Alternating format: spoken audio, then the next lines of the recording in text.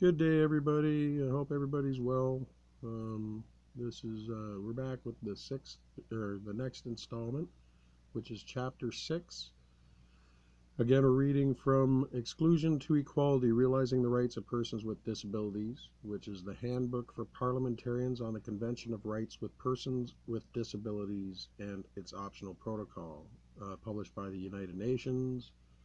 I don't know if it means publication number 14 or not, but there's a number 14-2007, which means that this document's been available to government since 2007 as a reference for guidelines on providing meeting the protocol and the optional protocol for providing the services necessary. Sorry about that. In order to allow persons with disabilities to be actually included in society. Here we go. Chapter 6, From Provisions to Practice, Implementing the Convention.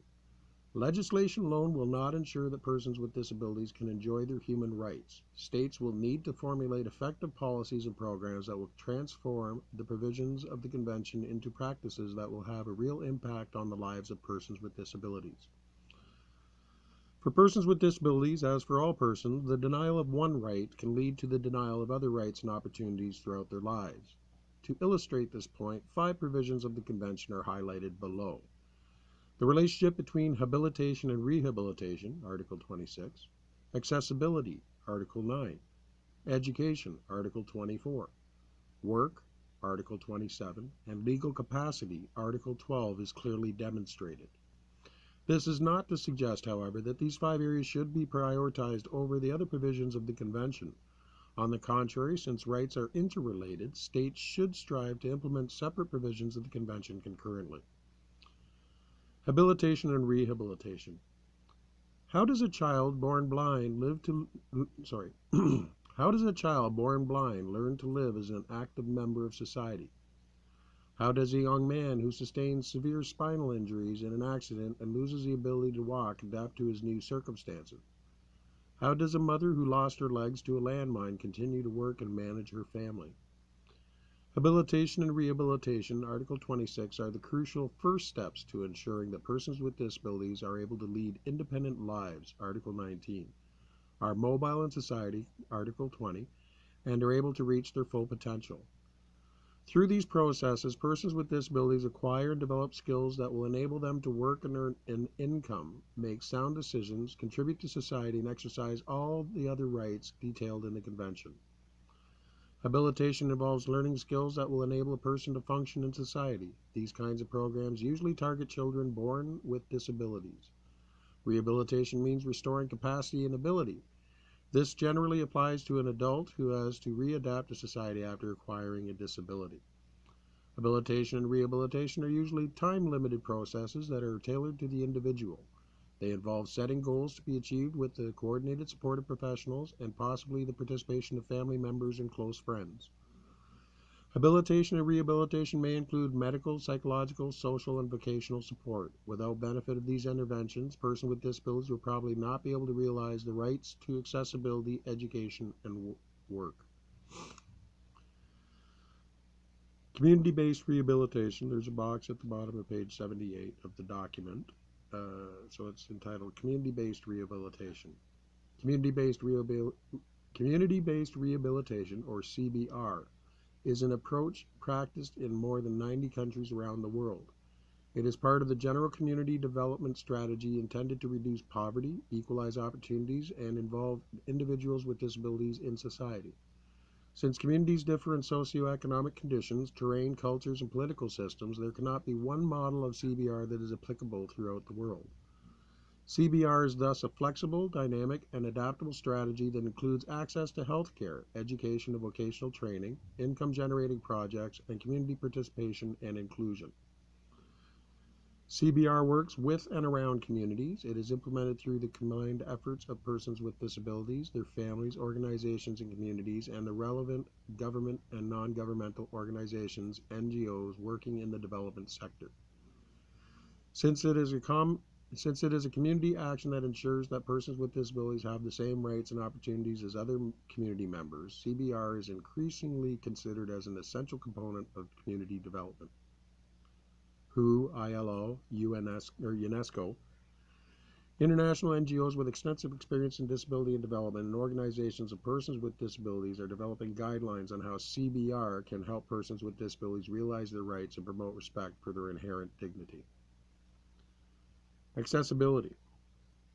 In every society, there are innumerable obstacles and barriers, from stairs that cannot be climbed to signs that cannot be read, that prevent persons with disabilities from living full lives. Accessibility, Article 9, involves providing equal access to facilities and services in the community for all members of society, including persons with disabilities. It is a guiding principle of the Convention, Article 4, and is relevant to all areas of implementation. Although some of the provisions for accessibility in the Convention may be costly to implement in the short term, there are a number of low-cost, low-tech solutions that would have immediate impact. For example, providing access to information can be relatively inexpensive and will improve the lives of persons with disabilities enormously, whether in reading a price tag, entering a hall to participate in a meeting, understanding a bus schedule, or browsing websites. Television is recognized as an essential source of information and a vehicle for accessing cultural and sporting events. Parliamentarians, in cooperation with the media industry, can work to make television accessible to deaf individuals and elderly persons by providing closed captioning or subtitles. These measures have already been adopted in more than 30 countries around the world. Similarly, the Internet provides a crucial link to education, employment opportunities, news, and healthcare information, and is a channel for civic engagement and social networking. Individuals who cannot access the Internet are denied a certain degree of involvement in society. When websites are designed and developed according to accessibility guidelines, all users have equal access to the information available through the Internet. Although several countries now require that at least the government's website be accessible to persons with disabilities, most of the world's websites remain inaccessible. And then in parentheses it says, see box on previous page, which I'll get back to after I'm done reading this part. Access to information is also essential during emergencies. Recent disasters around the world have demonstrated that persons with disabilities do not receive the same level of support as everyone else during these catastrophes. The Convention calls upon states to develop measures for emergency services. Article 9(1)(b). Text messaging, for example, has quickly become one of the preferred methods for communicating for deaf persons. However, emergency services in most countries cannot communicate via text messaging because of incompatible communication protocols. In most countries, there are no laws on providing information in accessible formats such as Braille, audio formats, or sign language, or to make websites accessible. Often, even where there is legislation, those laws have not been translated into actual services. The Convention asks governments to introduce adequate legislation and means to ensure that persons with disabilities can access information that directly affects their daily lives. Article 9(1)(a) and 2(g). This is at the bottom of page 81, or at top of page 81, there's a quote. When you give blind persons in the world access to information in a timely and efficient manner and in a format they can read, understand, and digest, you are guaranteed that great contributions will be made to societies all over the world by blind people. That was Don Breda, Donbreda, Blind IT Specialist, USA. We have to go back up because there's a couple of boxes here, as it noted on the last page. Bottom of page 79 of the actual document, there is a box that's entitled Accessibility on the Internet. The Internet can create opportunities for everyone, yet most of these opportunities are inaccessible to persons with disabilities. In late 2006, some 100 leading websites in 20 countries were assessed against the International Accessibility Guidelines established by the World Wide Web Consortium, W3C. The websites surveyed included those focusing on travel, finance, media, government, and retail shopping. The survey found that most of the websites examined do not meet international standards for accessibility. Indeed, only 3 of the 100 websites achieved minimum accessibility standards. While some of the sites could be upgraded easily to accommodate persons with disabilities, most need considerable work. Making information technologies available to persons with disabilities is not only a matter of human rights, it also makes good business sense. Studies suggest that accessible websites appear higher up the page rankings of search engines, can save costs on web maintenance, and provide the companies behind the websites with access to largely untapped customer base. At the bottom of page 80 of the document, there is another box entitled Making Life Accessible, under the heading Physical Environment. An accessible physical environment benefits everyone, not just persons with disabilities. The Convention states that measures should be undertaken to eliminate obstacles and barriers to indoor and outdoor facilities, including schools, medical facilities, and workplaces, Article 9(1)(a). These include not only buildings, but also footpaths, curbs, and obstacles that block the flow of pedestrian traffic.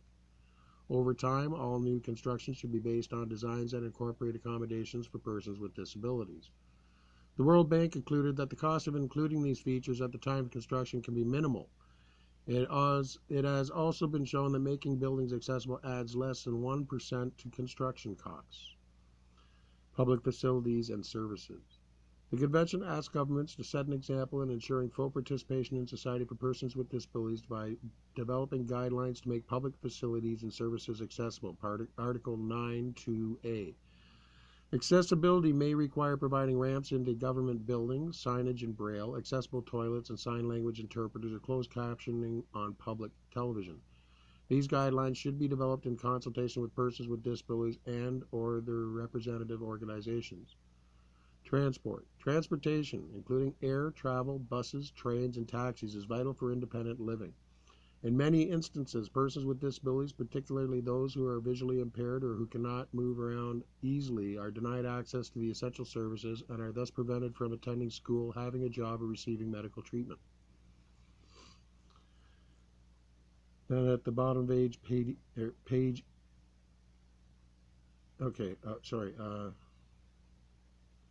at the bottom of page 81, there's another checklist for parliamentarians. How I can make society more accessible. Wander through your community and observe how many obstacles exist, such as stairs into buildings, a lack of dropped curbs, and signage in Braille, etc. Determine if government material is available in alternative formats that are accessible to persons with disabilities. Review how accessible government facilities and services are. Ascertain if there are contingencies for persons with disabilities in government emergency plans. Consult persons with disabilities and the representative organizations on steps to improve accessibility. Next heading is education. Sorry, I need to take a drink.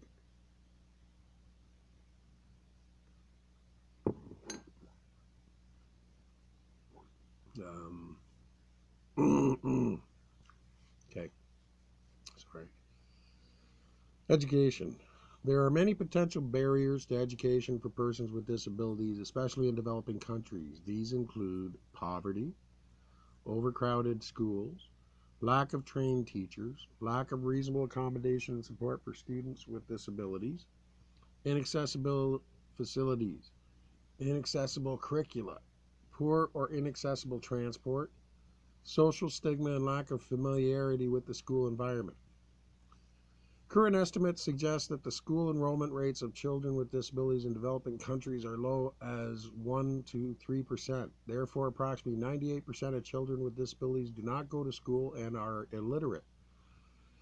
As long as a large number of children with disabilities do not attend school, the Millennium Development Goal of achieving universal primary education will remain elusive.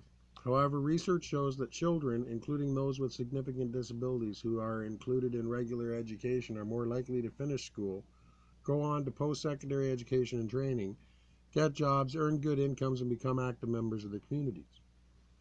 The Convention covers many aspects of The Convention covers many aspects of education at different stages of life, Article 24. Its priority is to encourage children with disabilities to attend school at all levels, Article 24(2)(a). The Convention asserts that the best way to do this is to focus on the best interests of the child, Article 24(2)(b). The Convention also addresses the education needs of a large number of adults with disabilities who are uneducated or undereducated due to a lack of opportunity or access when they were children. It also recognizes the importance of learning over one's lifetime, Article 24.5, including for those adults who acquire disabilities and therefore want or need further education to support their ability to work, including vocational training and university degree programs. The approach to education promoted by the Convention is based on a growing body of evidence that shows that inclusive education not only provides the best educational environment, including for children with intellectual disabilities, but also helps to break down barriers and challenge stereotypes. This approach helps to create a society that readily accepts and embraces disability instead of fearing it. When children with and without disabilities grow up together and learn side by side in the same school, they develop a greater understanding and respect for each other. The transition from a school system relying on specialized education to an inclusive system needs to be carefully planned and implemented to protect the needs and best interests of the child. Support from parents, community leaders, and teachers is a prerequisite. To be inclusive, the general education system should provide suitable equipment and teaching materials for persons with disabilities, adopt teaching methods and curricula that embrace the needs of all children and students, including those with disabilities, and promote acceptance of diversity.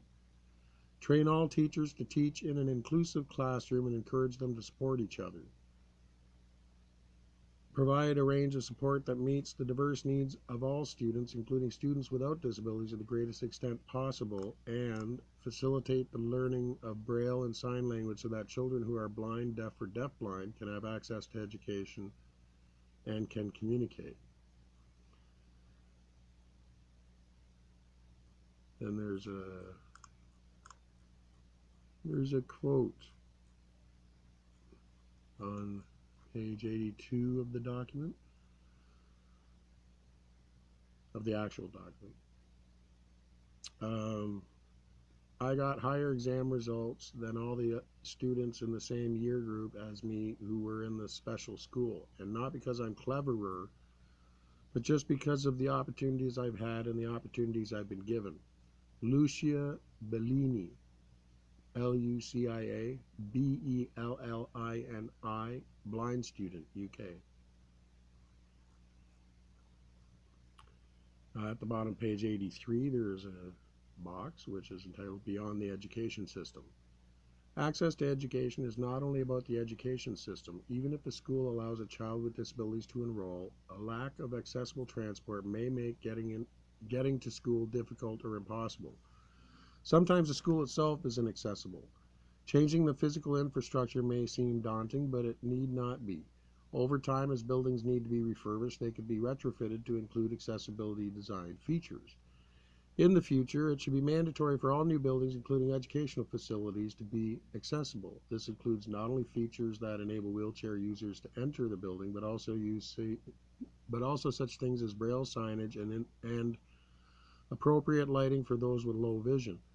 The cost of including accessible features at the time of construction can be minimal, with studies indicating that such accommodations add less than 1% to construction costs. The cost of inclusive education. Inclusion is often misconceived as prohibitively expensive, impractical, unsustainable, or a strictly disability-specific issue.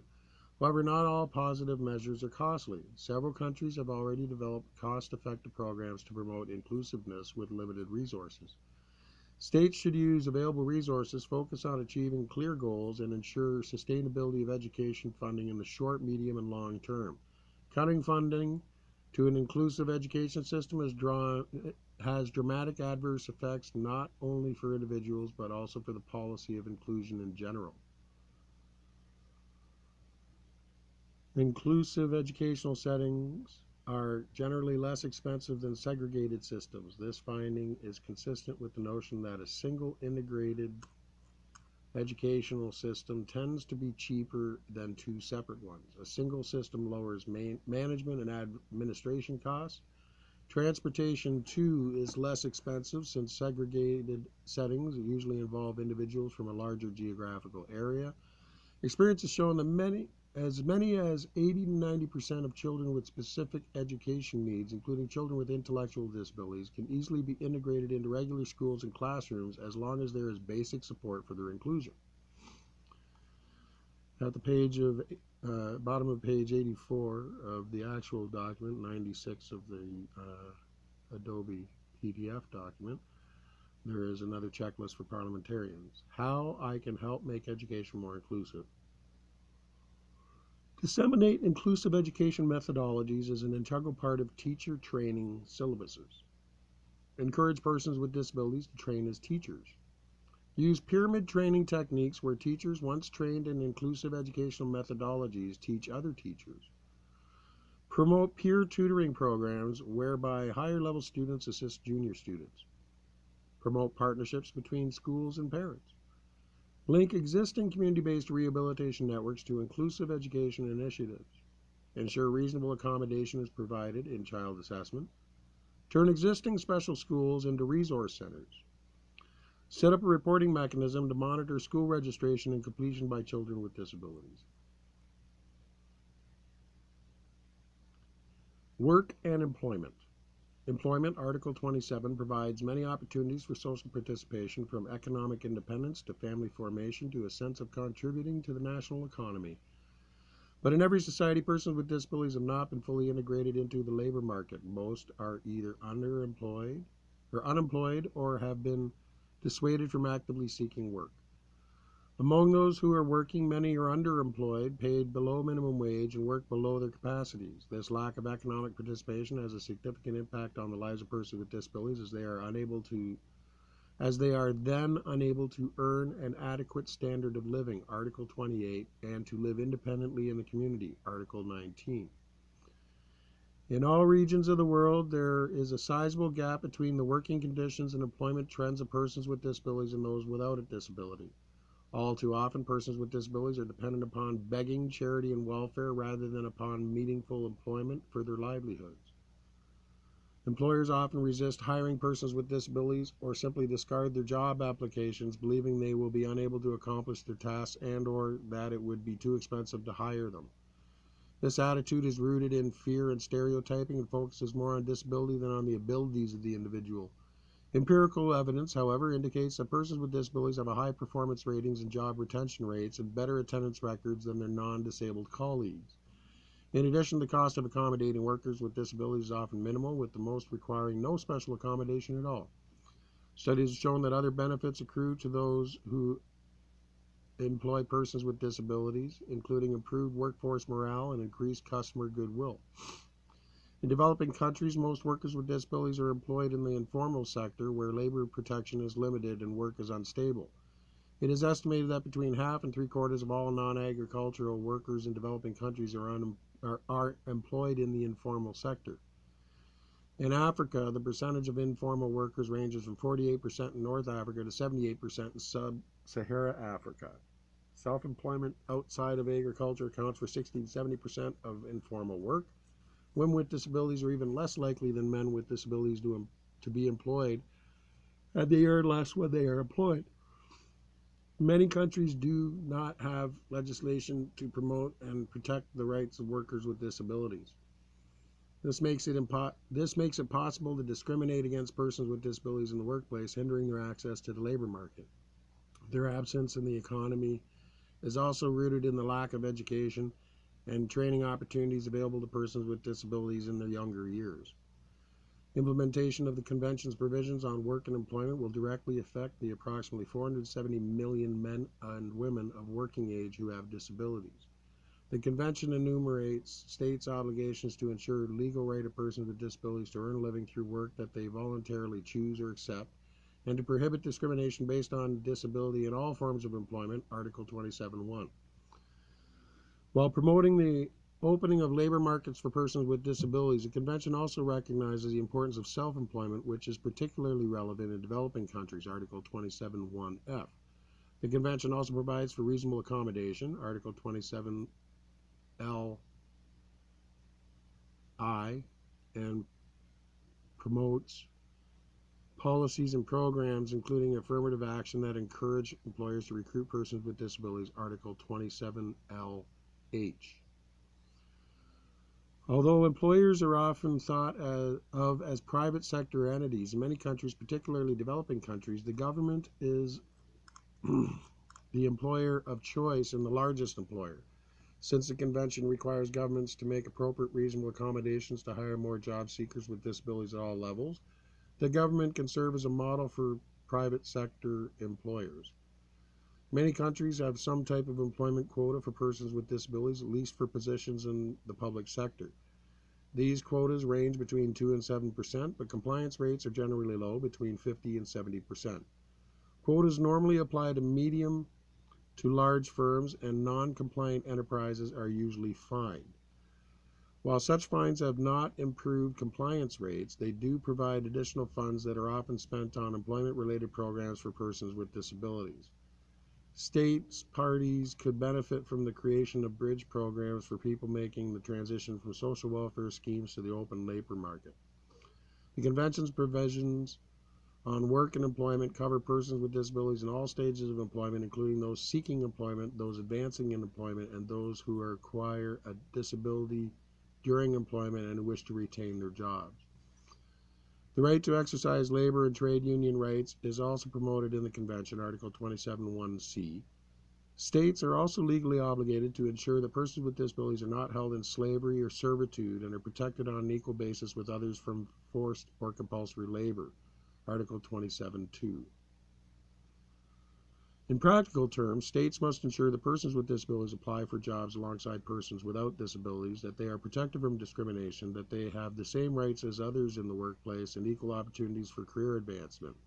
Government workers and trade unions, employers, and representatives of persons with disabilities can work together to ensure social and economic integration of persons with disabilities.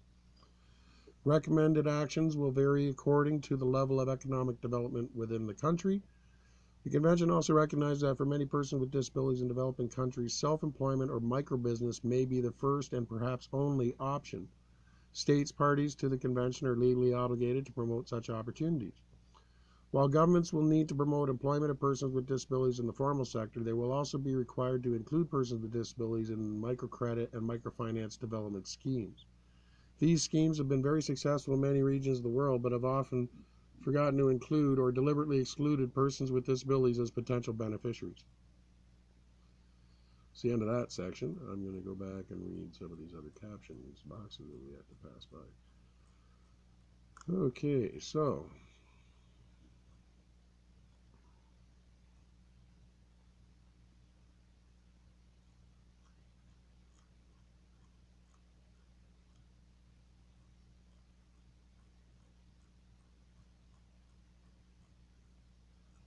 right, okay. Sorry about that. So at the bottom of page 86 and the top of page 87 of the actual document, there are a couple boxes. Bottom of page 86, how access to education and transport affects access to employment. When persons with disabilities are not integrated into policies and planning related to transport, physical infrastructure, and education systems, they are often excluded from employment. Even if jobs are available to persons with disabilities, those individuals might find that there are other obstacles to employment. They might not have received the required education. They might not have access to job listings in appropriate formats, and there might be no accessible transport to and from work. All of these factors could dissuade qualified persons with disabilities from seeking employment. Box at the top of page 87, ensuring employment opportunities. Disability can sometimes affect an individual's ability to carry out a job in the usual or customary way. The obligation to make reasonable accommodation on a case-by-case basis, or a right to be accommodated, is included in the Convention's provisions on work and employment. Provisions on reasonable accommodation in the context of employment have been adopted in different parts of the world, but will be new to many countries. Both employers and employees may need guidance and assistance in identifying what reasonable accommodations are needed. Affirmative action measures such as employment quotas seek to promote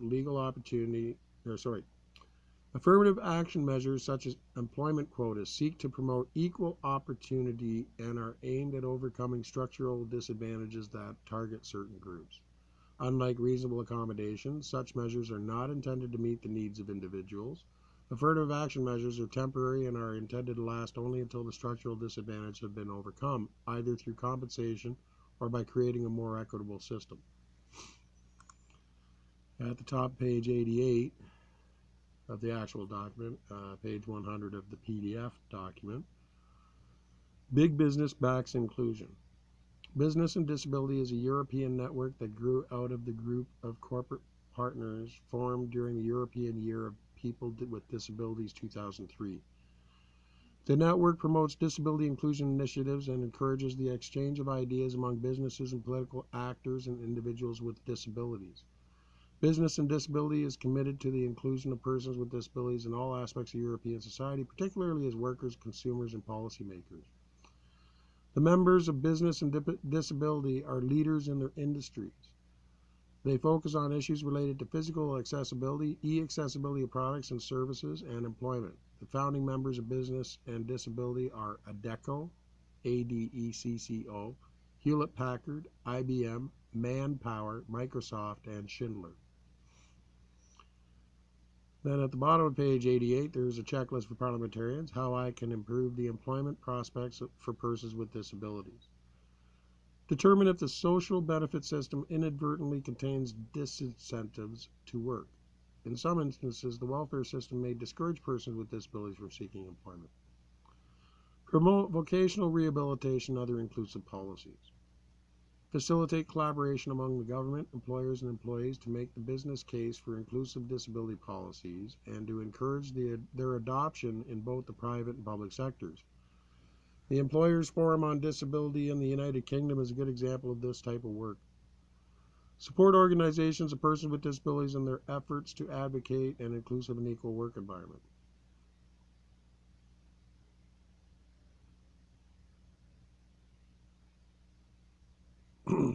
And I'll be right back. Okay, legal capacity and supported decision making. Imagine having your capacity to make decisions, sign contracts, vote, defend your rights in court, or choose medical treatments taken away simply because you have the disability.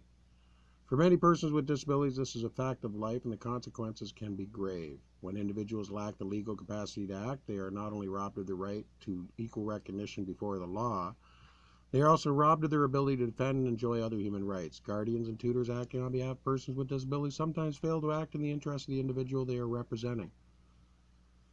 Worse, they sometimes abuse their positions of authority, violating the rights of others. Article 12 of the Convention recognizes that persons with disabilities have legal capacity on an equal basis with others. In other words, an individual cannot lose his or her legal capacity to act simply because of a disability.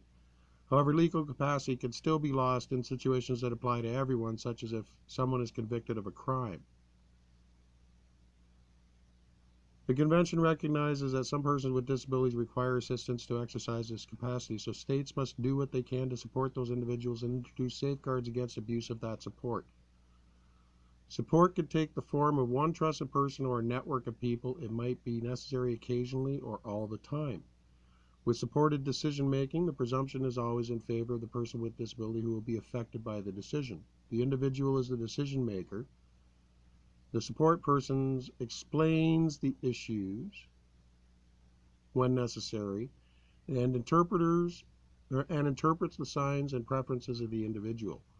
Even when an individual with a disability requires total support, the support person should enable the individual to exercise his or her legal capacity to the greatest extent possible according to the wishes of the individual. This distinguishes support decision-making from substituted decision-making, such as advance directives and legal mentors and friends, where the guardian or tutor has court-authorized power to make decisions on behalf of the individual without necessarily having to demonstrate that those decisions are in the individual's best interests or according to his or her wishes. These mechanisms come into effect only when a person is authoritatively determined to be legally incapable of exercising his or her legal capacity. Paragraph 4 of Article 12 calls for safeguards to be put in place to protect against abuse of these mechanisms. Support decision-making can take many forms. Those assisting a person may communicate the individual's intentions to others or help him/her understand the choices at hand. They may help others to realize that a person with significant disabilities is also a person with a history, interests, and aims in life and is someone capable of exercising his or her legal capacity. While some good models of support networks exist, there is generally no clear policy framework. Guardianship laws and practice still dominate. It is sometimes difficult to designate support networks, particularly when an individual cannot identify a trusted person or people. In addition, people in institutional settings are often denied support even when it is available. Establishing comprehensive support networks requires effort and financial commitment, although existing models of guardianship can be equally costly. Supported decision-making should thus be seen as redistribution of existing resources, not an additional expense. Then at the bottom of their page 91 of the actual document, which is page 103 of the PDF document, checklist for parliamentarians. What I can do to ensure that persons with disabilities can exercise their legal capacity. Consult with civil society organizations to see whether supported decision-making exists in your constituency. Examine laws on guardianship and consider whether laws and policies promote supported decision-making respect the legal capacity of persons with disabilities. Raise the issue of supported decision-making and encourage the development of programs to promote supported decision-making in Parliament. Visit psychiatric institutions to see what supported networks exist. Hold public meetings in constituencies to hear about the experiences of persons with disabilities concerning legal capacity and support. Gather examples of good practices in supported decision-making and share them with parliamentarians in other countries. Ensure the parliamentary committees on the convention include legal capacity and supported decision-making on their agendas. Propose a development of national framework for supported decision-making consistent with the United Nations Convention. And with that, I need to take a break. But we're half hour in, so hopefully we can fit another chapter. Okay, Chapter 7. Creating national institutions to implement and monitor the Convention. Implementing the Convention does not only require appropriate legislation and policies, it also requires financial resources and institutions that have the capacity to both implement and monitor those laws and policies. Indeed, Article 33 of the Convention requires states parties to establish specific mechanisms to strengthen implementation and monitoring of the rights of women, men, and children with disabilities at the national level. The Convention requires states to designate a focal point or focal points within government for implementation, consider establishing or designating a coordination mechanism within government to facilitate related action in different sectors and at different levels, and establish an independent framework such as National Human Rights Institution to promote and monitor implementation of the Convention. The Convention stipulates that civil society, particularly persons with disabilities and the representative organizations, should participate fully in all aspects of this monitoring process, just as they are to be involved in the development and implementation of policies, programs, and legislation to implement the Convention. Meanwhile, national courts and tribunals will play a key role in ensuring that the rights enumerated in the Convention are protected under law. Focal points. While the Convention requires states parties to designate one or more focal points within government to address matters related to implementation and to consider establishing a coordination mechanism within government, the Convention does not prescribe either the form or the function of these entities. However, since some other international instruments, including the World Programme of Action Concerning Disabled Persons and the Standard Rules on the Equalization of Opportunities for Persons with Disabilities, have also called for the establishment of similar entities, many countries have already established or designated disability focal points or coordinating mechanisms. Focal points could be a section or a person with a ministry or cluster of ministries in institutions such as the Disability Commission, or a particular ministry such as a Ministry for Human Rights or a Ministry for Persons with Disabilities, or a combination of the three. Even if these bodies or mechanisms already exist, they will need to be revised to oversee the implementation of the Convention and to coordinate efforts among various sectors at the local, regional, and national federal level. Whatever its designated form, the focal point should not act in isolation but play a leading role in coordinating the implementation of the Convention. It should be equipped with adequate human and financial resources, be established through legislative, administrative, or other legal measures, be permanently appointed, and be located at the highest possible level of government. Coordination mechanisms. The Convention encourages states to designate within government a coordination mechanism to facilitate related action in different sectors and at different levels. States may wish to consider establishing a coordination mechanism or revising an existing coordination mechanism that, Consists of permanent structure with appropriate institutional arrangements to allow coordination among intergovernmental actors. Ensures coordination at the local, regional, and national federal levels, and ensures the participation of persons with disabilities, organizations of disabled persons, and NGOs by establishing a permanent forum for discussions within civil society. Various jurisdictions have introduced focal points and coordination mechanisms to act as intermediaries either between the government and national human rights organizations, or more commonly between the government and individuals with the representative organizations. Often existing coordination mechanisms on disability include representatives of various ministries, Ministry of Labor and Social Affairs, Ministries of Finance, Health, Housing, Education, Employment. Occasionally include representatives of local and regional authorities, and very often include organizations of persons with disabilities. Australia's National Disability Council, for example, provides advice to government on disability-related issues and organizes consultations with the community to promote dialogue and elicit first-hand information from rights holders. That's the end of that section, so there's a couple of things here. On page 94, there's a quote, which is page 94 of the actual document, 106 of the PDF document. There's a quote: "The key to the convention's success will, of course, be effective implementation. The convention itself is quite specific with regard to the actions that need to be taken by governments to implement it." That was quoted from Ambassador Dan Mackay, D-A-N-M-A-C, capital K-A-Y, chairman of the Ad Hoc Drafting Committee for New Zealand, or from New Zealand. On the top of page 95, there's a box it's called the work of focal points, and the points are as follows. Advise the head of state, government, policymakers, and program planners on the development of policies, legislation, programs, and projects with respect to their impact on persons with disabilities. Coordinate the activities of various ministries and departments on human rights and disabilities. Coordinate activities on human rights and disability at federal, national, regional, state, provincial, and local levels of government. Revise strategies and policies to ensure that rights of persons with disabilities are respected. Draft, revise, or amend relevant legislation. Raise awareness about the convention and optional protocol within government. Ensure that the convention and optional protocol are translated into local languages and issued in accessible formats. Establish an action plan for ratification of the convention. Establish an action plan for implementation of the convention. Monitor the implementation of the action plan on human rights and disabilities. Coordinate the preparation of the state's periodic reports. Raise awareness on disability-related issues and the rights of persons with disabilities among the public.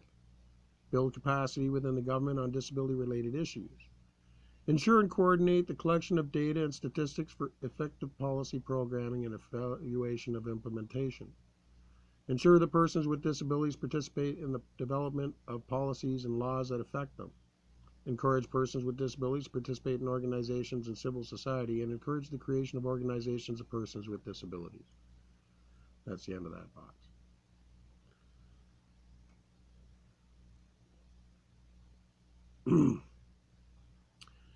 National Human Rights Institutions. The relationship between the Convention and the National Human Rights Institutions. The Convention requires states to establish a framework involving one or more independent mechanisms to promote, for example, through awareness-raising campaigns and public education, protect, for example, by examining individual complaints and participating in litigation, and monitor, for example, by reviewing legislation and examining the state of domestic implementation of the Convention.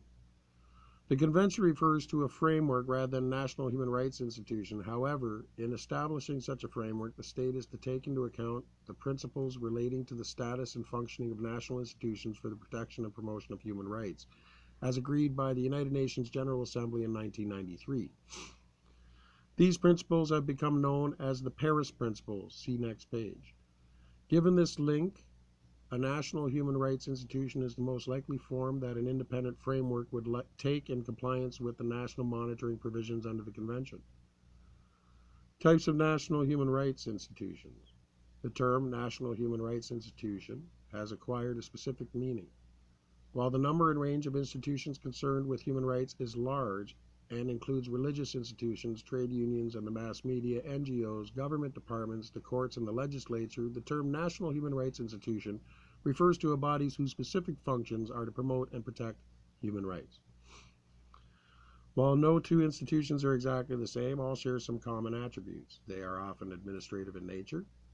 Many also have quasi-judicial powers, such as in resolving disputes, although national human rights institutions are neither courts nor law-making bodies. As a rule, these institutions have ongoing advisory authority in respect to human rights at the national and/or international level. They do their work either in a general way, through opinions and recommendations, or by considering and resolving complaints submitted by individuals or groups. In some countries, the Constitution provides for the establishment of national human rights institutions.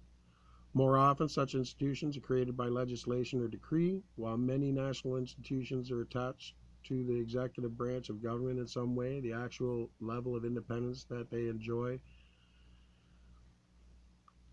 depends on a number of factors, including membership and the manner in which the institutions operate. Most existing national institutions can be classified as belonging to one of two broad categories: human rights commissions and ombudsmen. Another less common but no less important variety are the specialized national institutions which protect the rights of a particular group of individuals, such as persons with disabilities, ethnic and linguistic minorities, indigenous populations, children, refugees, or people.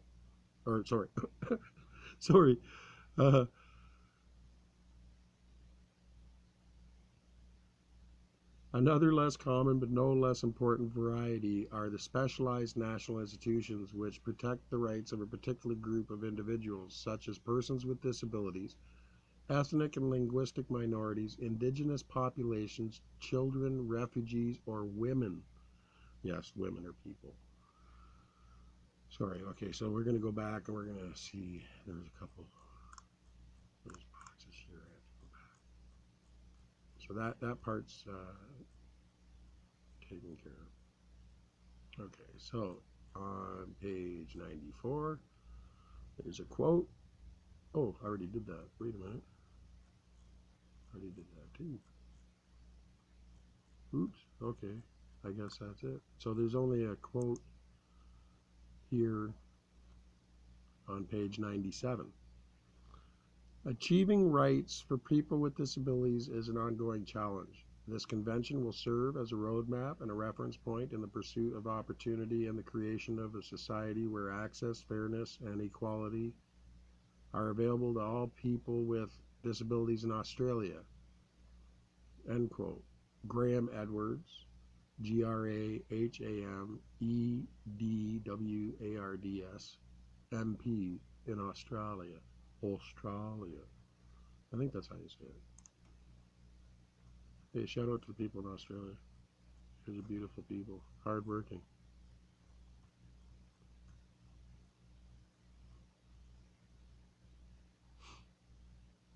Anyway, Paris Principles. When designating or establishing a mechanism that meets the requirements of the convention, states parties must take into account the principles relating to the status and functioning of national institutions that protect and promote human rights. An international workshop of national human rights institutions held in Paris in 1991 first drafted these principles, which were then adopted by the United Nations General Assembly in 1993. Footnote 1. They are known as the Paris Principles. Footnote 1 states General Assembly Resolution 48/134 of 20th December 1993. Potential functions of a national human rights institution. In addition to establishing the 7 principles listed in the box above, which are aimed at creating independent and credible national human rights institutions, the Paris Principles also list a number of responsibilities that these institutions should assume. While national human rights institutions should have as broad a mandate as possible, specified either in the Constitution or in legislation, the Paris Principles stipulate that these institutions should monitor the implementation of human rights obligations of the state party and report annually at least. Report and make recommendations to the government, either at the government's request or on its own volition, on human rights matters, including on legislation and administrative provisions, the violation of human rights, the overall human rights situation in the country, and initiatives to improve the human rights situation. Promote harmonization of national law and practice with international human rights standards. Encourage ratification of human rights treaties. Contribute to reports that state parties are required to submit to the United Nations treaty bodies on implementation of human rights treaties. Cooperate with the regional and United Nations human rights bodies as well as with human rights bodies of other states. Assist in the formulation of human rights education programs and raise public awareness about human rights and efforts to combat discrimination. Monitoring national law and practice. It is common for national institutions to have a mandate to ensure that national law conforms to human rights standards as recommended by the Paris Principles. This can be achieved by examining existing laws and by monitoring and commenting upon the development of new laws. A number of institutions dedicate resources to monitoring proposed legislation so that they might consider and, if necessary, comment upon compliance of the proposed law with human rights obligations. Depending on the degree of impact that a proposed law may have on human rights, national institutions might also raise public awareness so that individuals and organizations can, if they choose, make submissions to the government. Equally important is the role of national institutions in monitoring government practices and policies to ensure that they comply with international obligations, national laws on the rights of persons with disabilities, including relevant case law, national human rights strategies or action plans, and any applicable codes of practice. Initiatives to improve the human rights situation within countries. Ideally, states will establish a national human rights action plan outlining the strategy or actions to be taken to implement obligations under human rights instruments. States will often consult the National Human Rights Institution when developing these strategies or action plans. Independent of the state's National Human Rights Action Plan, the National Human Rights Institution might develop its own plan to promote respect for human rights. In either case, appropriate government agencies and civil society should be consulted as these strategies are being drafted. The Convention stipulates that civil society, particularly persons with disabilities and their respective organizations, children with disabilities, and individuals who care for persons with disabilities should be involved in this process. National institutions might also establish codes of practice that relate to certain rights in particular situations. For example, codes of practice may relate to the application of a specific right or the elaboration of the specific steps needed to implement the right, the conduct of particular government agency or a class of agencies, a particular type of public or private activity or class of activities, or a particular industry or profession. Given the regulatory nature of such codes, they must be established by law and will normally be adopted after wide consultations. Public inquiries, studies, or reports. Although resource-intensive, conducting public inquiries or studies on particular issues can help promote respect for rights and raise public awareness. Such studies might be undertaken at the exclusive discretion of national human rights institutions or launched by the government through, for example, an attorney general or right-specific focal point, or as a result of a series of grievances that might have raised systemic issues. Institutions might also be empowered to undertake fact-finding missions that are either linked to the development of government policies or to the conduct of judicial proceedings. A mandate to conduct inquiries and studies should be accompanied by powers to gather information and evidence needed to fulfill this function effectively. National human rights institutions lacking investigative powers will need some form of authority to gather information. Article 35 of the Convention requires states parties to report periodically to the Committee on the Rights of Persons with Disabilities on measures taken to comply with their obligations under the Convention.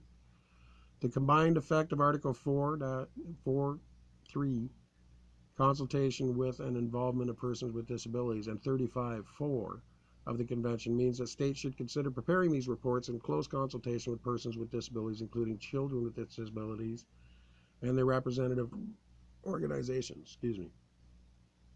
National institutions can play a role in preparing reports and can facilitate consultation between civil society and the government in the reporting process.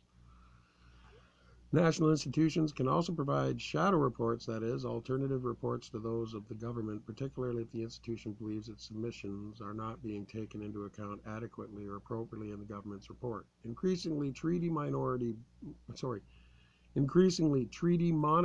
bodies consult directly with representatives of national human rights institutions during the reporting process.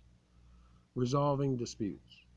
Consistent with the recommendations made in the Paris Principles, a common function of national human rights institutions is to help resolve disputes concerning alleged violations of human rights. A mandate to help resolve disputes should also be accompanied by powers to gather information and evidence. Education and public awareness. The Paris Principles specifically recommend the promotion of human rights education programs. It is essential that individuals, private entities, and government entities know about human rights and the corresponding responsibilities of those rights should be respected and effectively monitored. Programs might need to be tailored to the needs of particular groups. For example, programs targeting persons with disabilities should issue their material in accessible forms such as Braille, large print, plain language, closed captioning, or accessible electronic formats.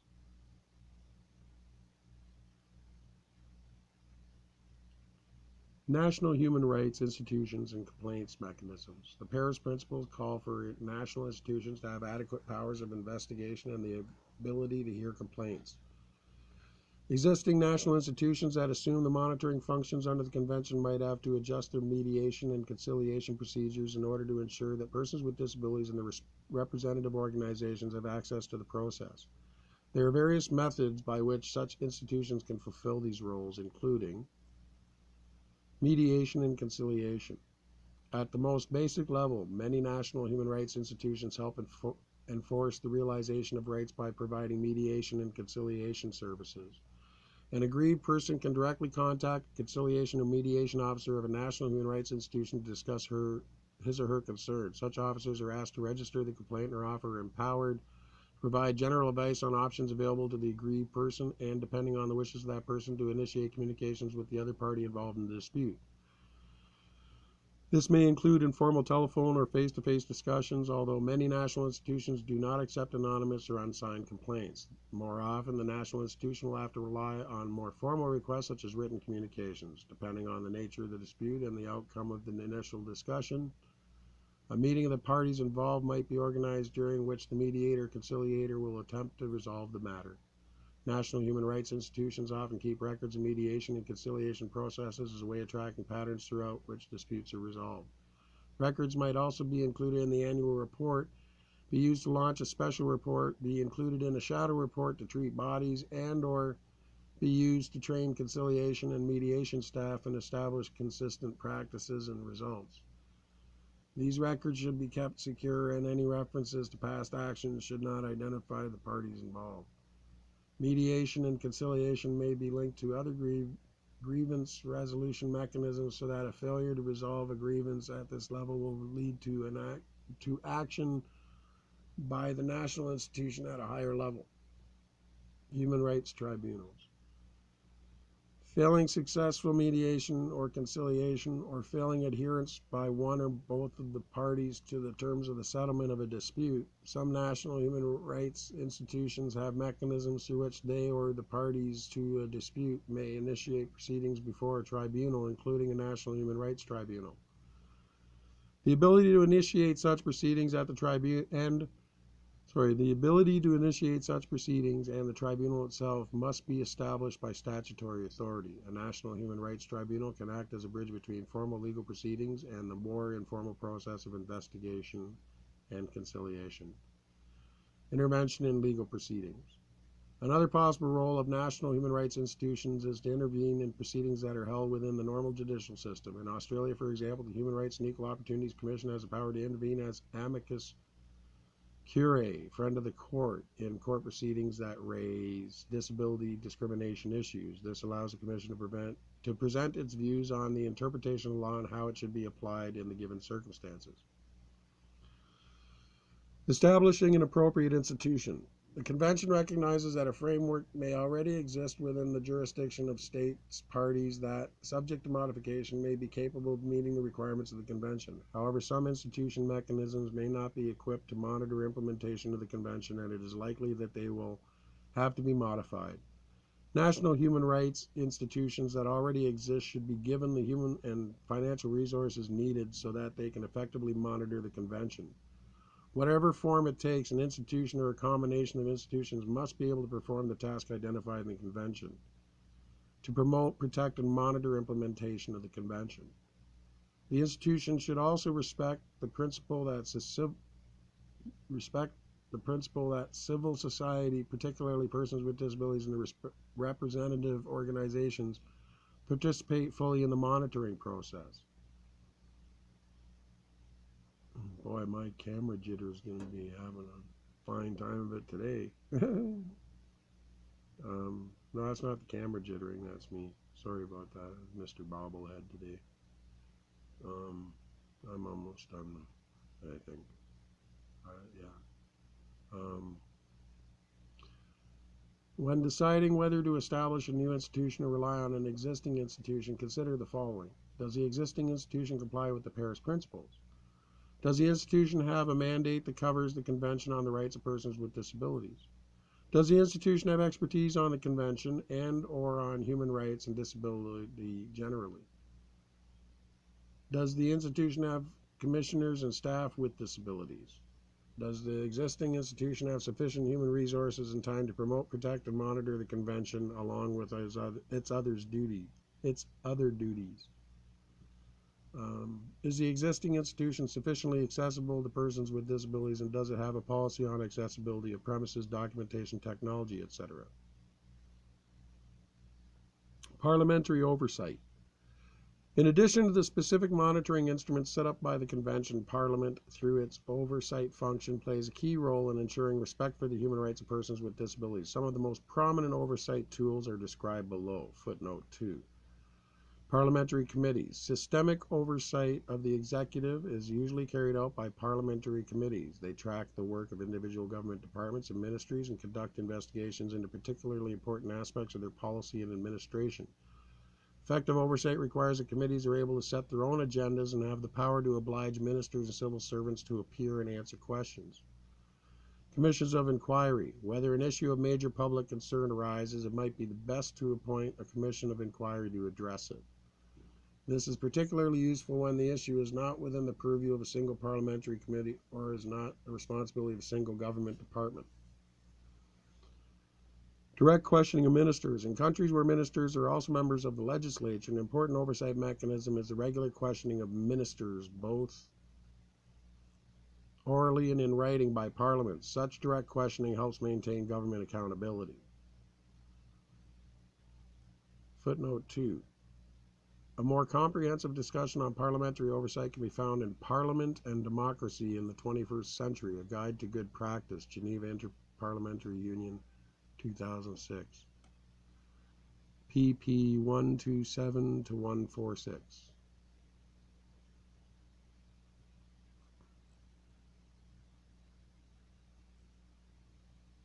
Scrutiny of executive appointments. An important aspect of oversight in countries where ministers are not members of the legislature is the process of approval for cabinet appointments and top civil servants. Usually this involves lengthy investigations into the appointee's suitability for public office. In the case of appointments of ombudsmen, human rights commissioners, and cabinet members, it would be entirely appropriate for Parliament to verify the appointee's knowledge of and attitude towards disability issues. Oversight over non-governmental public agencies. Parliament also monitors independent agencies to which the government may have devolved public functions, such as regulatory activities or the delivery of frontline services. These include regulatory bodies for health and safety, service delivery agencies, public utilities, and other agencies whose activities might have direct impact on the rights of persons with disabilities. Budgetary scrutiny and financial control. Parliament holds considerable influence over policies through its control of the government's purse strings. Parliamentary oversight takes place both when the budget is being formulated and during expenditure. As part of this process, Parliament can ensure that the impact of the proposed budget on different social groups, such as persons with disabilities, is discussed and monitored. Okay, I'm going to go back, and that's the end of that section, so we're going to go back and get all these boxes and stuff that I missed. Because there's a few of them, that's a lot. That's a whole thing there.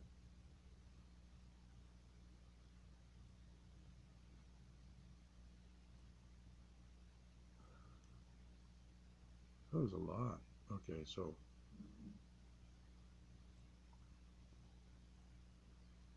On the top of page 99 of the actual document, which is 111 of the PDF document, there is a box entitled The Paris Principles in Detail. The Paris Principles are a set of core minimum recommendations adopted by the United Nations General Assembly relating to the status and functioning of national institutions for the protection and promotion of human rights. Article 33(2) of the Convention on the Rights of Persons with Disabilities requires states parties to take these principles into account when designating or establishing mechanisms to promote, protect, and monitor implementation of the Convention. According to the Paris Principles, such mechanisms must be independent of the government, with such independence guaranteed either by statutory law or constitutional provisions. Be pluralistic in their roles and membership. Have as broad a mandate as possible, capable in the context of the Convention to collectively promoting, protecting, and monitoring the implementation of all aspects of the Convention through various means, including the ability to make recommendations and proposals concerning existing and proposed laws and policies. Have adequate powers of investigation with the capacity to hear complaints and transmit them to the competent authorities. Be characterized by regular and effective functioning. Be adequately funded and not subject to financial control which might affect their independence, and be accessible to the general public and in the context of the Convention, particularly to persons with disabilities, including women with disabilities and children with disabilities, and their representative organizations.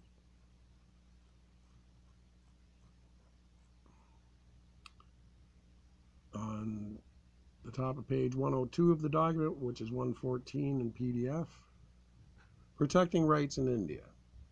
India's institutional framework for protecting rights, including those of persons with disabilities, is necessarily somewhat complex, given that the country comprises 29 states and 6 centrally administered territories. In February 2006, the Ministry of Social Justice and Empowerment, which has central responsibility for disability policies within the government, completed and adopted National Policy for Persons with Disabilities, NPPD.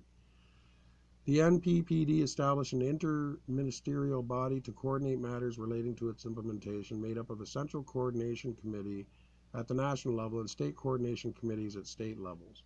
These committees coordinate various specialized institutions and agencies within India, including a National Rehabilitation Council, National Trust for the Welfare of Persons with Autism, Cerebral Palsy, Mental Retardation, and Multiple Disabilities. Prior to the adoption of the NPPD, a Commission for Persons with Disabilities was established under Persons with Disabilities Equal Opportunities, Protection of Rights, and Full Participation Act of 1995. The Commission's responsibilities include monitoring the use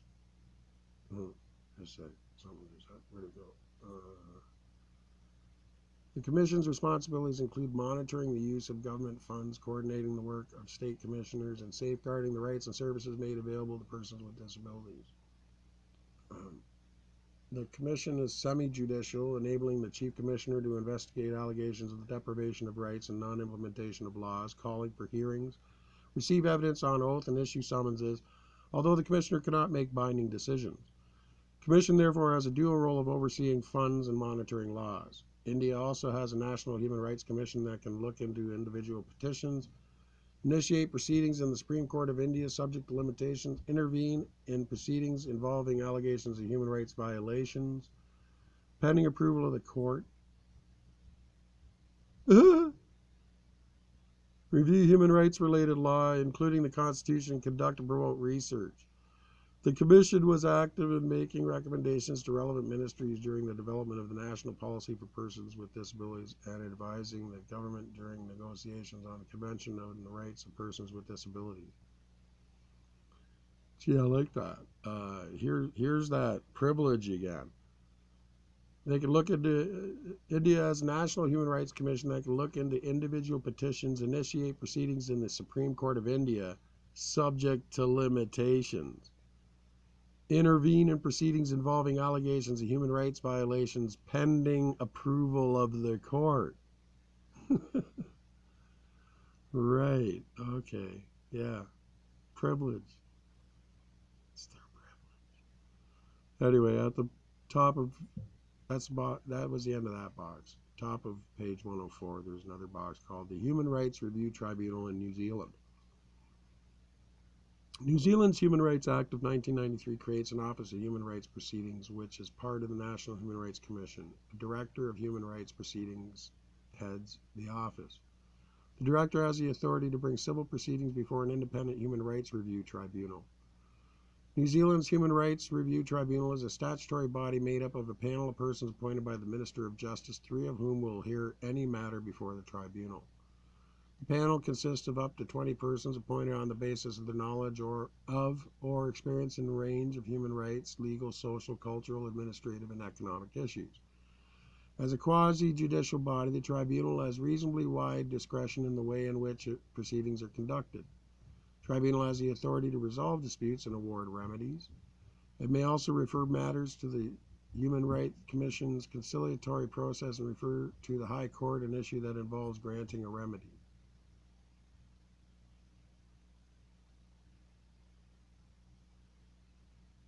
That's the end of that box.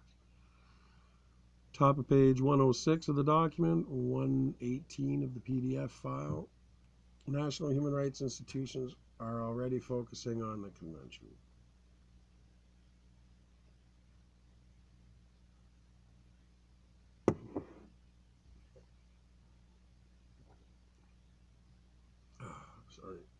National human rights institutions, NHRIs,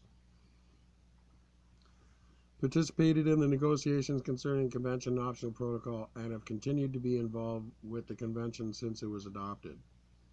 NHRIs have held expert meetings with the organizations representing persons with disabilities at national and international levels to consider implementation and monitoring of the Convention. The Convention held a prominent place on the agenda of the International Coordinating Committee of National Human Rights Institutions for the Promotion and Protection of Human Rights. At its latest meeting in March 2007, the committee's focal point on human rights and disability and the representative of the Irish Human Rights Commission proposed that NHRIs work closely with persons with disabilities and the representative organizations, and that future committee meetings devote time for debate on the convention. The committee's bureau agreed to support a proposal elaborated by the Asia-Pacific Forum of National Human Rights Institutions to establish a database on disability for national human rights institutions. The database will facilitate the collection, analysis, and reporting of internationally comparable information on issues concerning human rights and disability. The database aims to identify priorities for capacity building within NHRIs to enhance their ability to address issues related to the rights of persons with disabilities, raise awareness of the rights violations against persons with disabilities, and promote positive social change and response, provide a credible evidence base to support social science research into the rights of persons with disabilities, and improve coordination within the international community to address issues concerning the rights of persons with disabilities.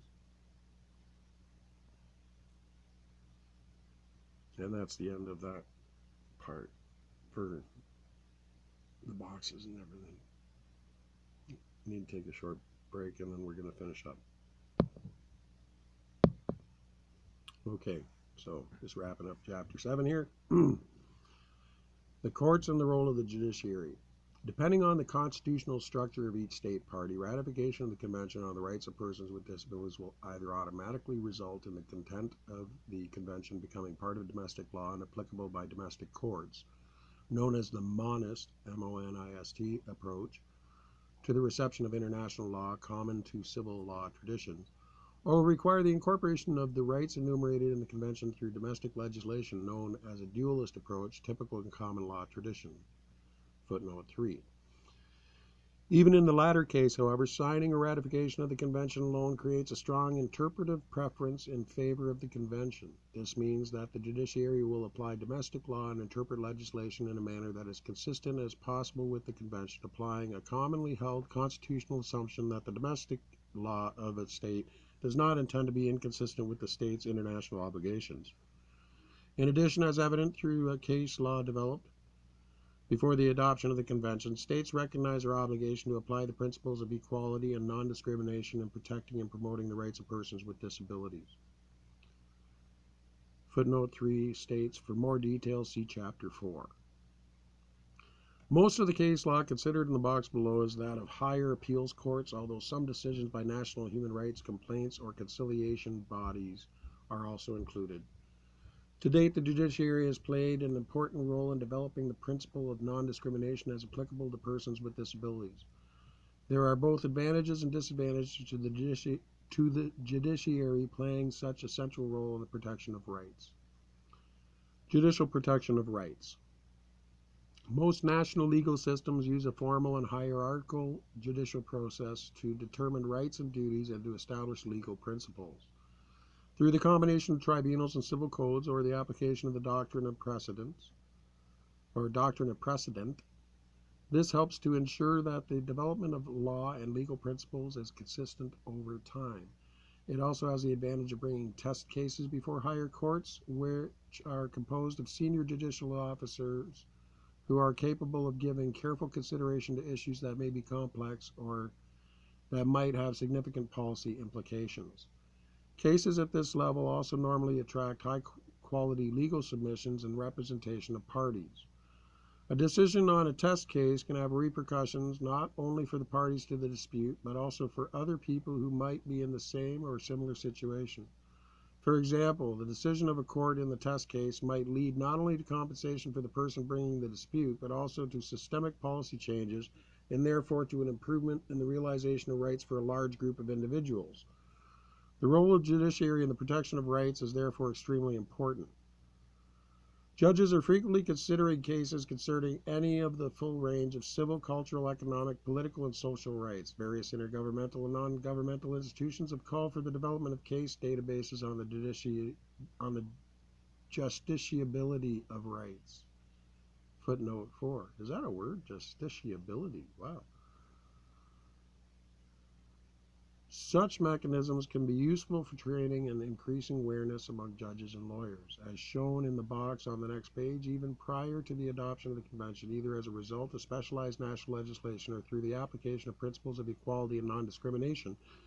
National case law concerning the rights of persons with disabilities and the enforcement of these rights has already been developed, as have corresponding jurisprudence and commentary by international and regional human rights bodies. At the same time, there are some limitations inherent in the judicial protection of rights. Litigation, particularly at the appellate level, is expensive and lengthy. The cost of the court proceedings may render such resource inaccessible or unattractive. This may be particularly relevant to persons with disabilities who rely on social welfare and who, depending on the nature of the issue involved, may not qualify for state-sponsored legal assistance.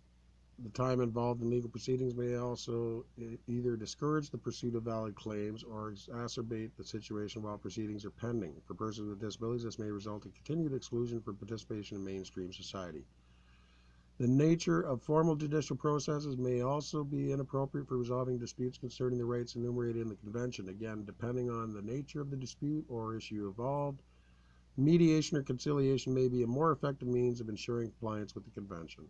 Various alternative grievance mechanisms considered earlier in this chapter might at times provide faster, cheaper, and more accessible and appropriate means of resolving disputes. And that looks like the end of chapter 7. I have to go back and talk about this box that they kept on talking about. So, footnote 4 says, see, for example, the recommendations and effective functioning of human rights mechanisms, national institutions, and regional arrangements. Regional arrangements for the promotion and protection of human rights in the Asian and Pacific region. Then in quotation or parentheses, it has capital E / capital C N period 4 / 2006 / 100 / add period 1, comma, PARAS, period, 34 FF.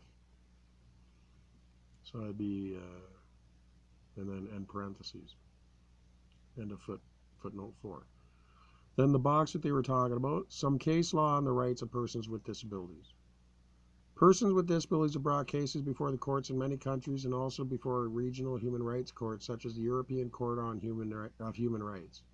In In deciding on these cases, the courts have clarified what states must do to protect the rights of persons with disabilities and to provide remedies to people who have suffered violations of their rights. For example, courts have held that air carriers should provide a wheelchair for use between check-in counter at an airport and boarding the aircraft of their service to customers. Requiring payment to use such equipment would be unlawfully discriminatory. Ryanair versus Ross, 2004, EWCA Civ 1751. In medical settings, a lack of reasonable accommodation in the form of sign language interpretation of a person who was born deaf and needs to use sign language to communicate is incompatible with anti-discrimination legislation. Eldridge versus British Columbia Attorney General, 1997, 3 Supreme Court, 3 SCR 624. Sorry, I don't know if that's Supreme Court. A university had discriminated against a graduate student by refusing her access to a building after hours on the basis that she was suffering from depression while other graduate students were granted access. The court held that access was part of services customarily available to the public and that denial of the access based on students' mental health amounted to discrimination. University of British Columbia versus Berg, 1993, 2 SCR 353.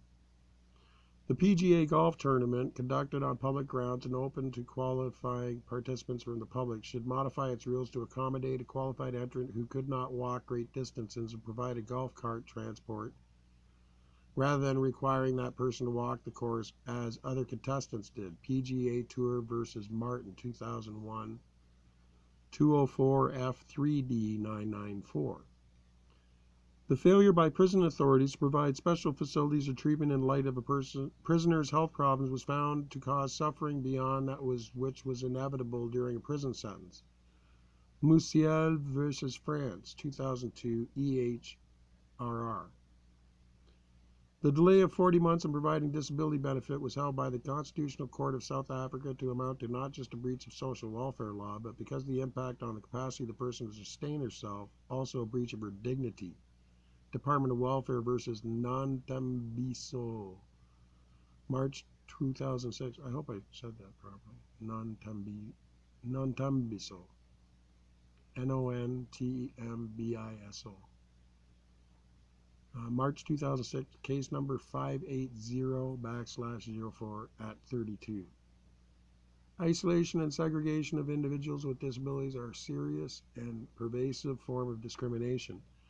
This is particularly relevant to the exclusion of children with disabilities from mainstream schools. Olmsted versus LC, 1999, 527 U.S. 581.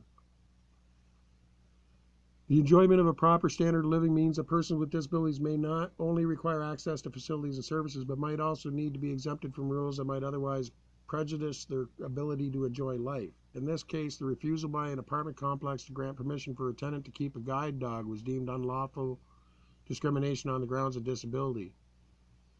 Holt versus Cocato Apartments Limited, 1987-9, CHRR D4681, or D/4681, sorry.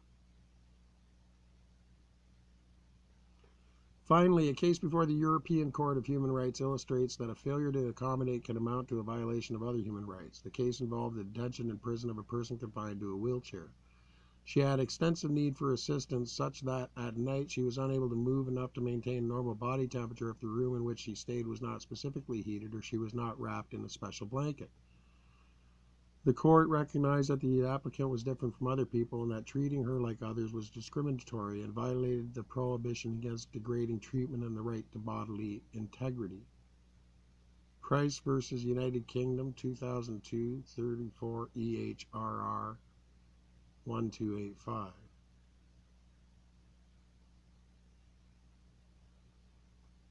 And that's the end of that box. And we have a quote on the bottom of the actual document, page 110, 122 of the PDF. Quote is as follows. The most important thing is to recognize that where we are today is already a testimony to the empowerment of a community that has a long history of disempowerment. It's the drive and commitment of the disabilities community itself that was the greatest impetus towards the content of the treaty, and the fact that it is now such broad-based, that it has now such broad-based recognition. Louise Arbour, United Nations High Commissioner for Human Rights. And Louise Arbour is Louisearbour. And then finally, at the bottom, page 111, there's a checklist for parliamentarians. How I can help promote and protect the rights of persons with disabilities through national institutions. Ensure that a framework is established, preferably in the form of national human rights institution that has the authority to promote, protect, and monitor the implementation of the Convention. Ensure that the national institution chosen or created to oversee the implementation of the Convention conforms to the Paris Principles. Ensure that the national institution chosen or created to promote, protect, and monitor the implementation of the Convention is provided with adequate financial and human resources so that it can do its work effectively and efficiently. Consider drafting a national human rights action plan that outlines a strategy or actions to be taken to implement the state's obligations under all human rights instruments to which it is a party.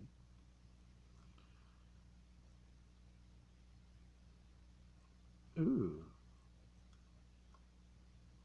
Actually, it looks like we're near the end. Okay, so there's references. References, achieving equal references. Achieving equal employment opportunities for people with disabilities through legislation, guidelines. Geneva International Labor Office 2004, available at http://www.ilo.org/public/English/Skills/English/Download/final.pdf. All one word. Assessing the effectiveness of national human rights institutions, Geneva International Council on Human Rights Policy and Office of the United Nations High Commissioner for Human Rights 2005. Available in Arabic, English, French, and Spanish at http://www.ohchr.org/English/about/publications/papers.htm.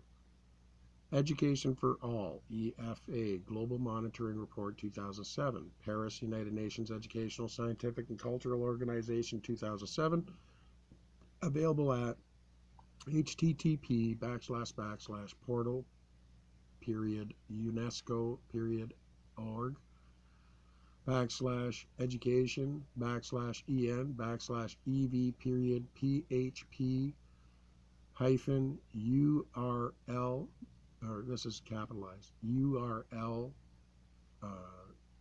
_ID equals 49591 and URL _DO equals DO _ topic and URL _ section equals 201.html. Human rights and disability, the current use and future potential of United Nations human rights instruments in the context of disability. Geneva, Office of the United Nations High Commissioner for Human Rights 2002, available in English, French, and Spanish at http://www.ohchr.org/English/about/publications/papers/htm. Human Rights Handbook for Parliamentarians, and I advise every lawmaker, even police officers and that, it might be a good idea, give it a little read, I mean, it's common sense anyway, but hey, if you really need to know where you stand, Human Rights Handbook for Parliamentarians, Geneva, and Trudeau and every other one there. Hey, maybe we can do a mass mailing, and then but we can't force you to read it. But I'd like to do a little poll, see how many of you did even know it exists, let alone read it. Anyway, that's why we're reading it now. Maybe you can just listen to what I'm saying about it, because I'm just reading it word for word, except for right now. Anyway. Human rights. Handbook for Parliamentarians, Geneva, Interparliamentary Union and Office of the United Nations High Commissioner for Human Rights, 2005. Available in Arabic, English, French, and Spanish at http://www.ohchr.org/English/about/publications/. And hey, regular people, you should go check it out too, because then you'll know what what's expected. I mean, don't assume that it's automatic in place, because hey, here we are in Canada and I can't even get people to write it down, and that's only because I'm right and because they're scared crapless. I'm the most dangerous person in Canada because I got it all documented. It's not just my, we'll be coming out with that soon. Update on the court will be coming on soon too. Anyway. Community-based rehabilitation, CBR, a strategy for rehabilitation, equalization of opportunities, poverty reduction, and social inclusion of people with disabilities. Geneva International Labour Office, United Nations Educational, Scientific, and Cultural Organization, and World Health Organization, 2004. Available at http://www.ilo.org/public/English/ASRO/Bangkok/ Bangkok BANKOK/ability/download/other publ_cbr.pdf. Other publ_cbr is all one word, .pdf or whatever. Parliament and Democracy in the 21st Century, A Guide to Good Practice. Geneva Interparliamentary Union, 2006. Available in Arabic, English, French, and Spanish at http://www.ip, as in Peter, u.org/English/handbks.htm. The Right to Education of Persons with Disabilities. Report of the Special Rapporteur on the Right to Education, Werner Munoz. And then in parentheses, it has capital A /HRC/4/29 in parentheses. Available in Arabic, Chinese, English, French, Russian, and Spanish at www.ohchr.org/English/bodies/HR council/4session/reports.htm. Treaty Handbook, United Nations Office of Legal Affairs, New York. Available at http://untreaty.un.org/English/treaty handbook/hbframeset.htm.